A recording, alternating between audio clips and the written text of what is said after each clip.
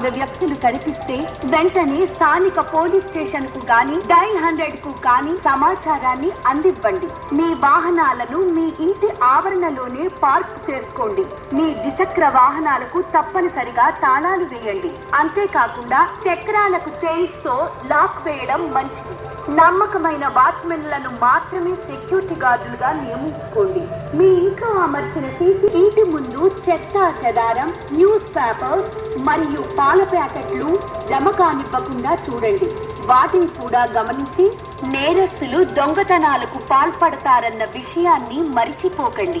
Main door కు తాళం కప్ప వేసినప్పటికీ అది కనిపించకుండా కర్టెన్స్ తో కవర్ చేయడం మంచిది.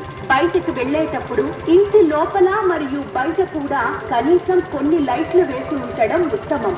మీ ఇంటి దగ్గర గల మీకు నమ్మకమైన ఇరుగు పొరుగు వాళ్లకు మీరు ఇంట్లో లేని సమయంలో మీ ఇంటిని గమనిస్తూ ఉండమని చెప్పడం మర్చిపోకండి. మీ ఇంటికి వచ్చి వెళ్లే దారులను మరియు ఇంటి లోపల సీసీ కెమెరాలు అమర్చుకొని DVR కనబడకుండా ఇంటి లోపల రహస్య ప్రదేశంలో దాచుకో.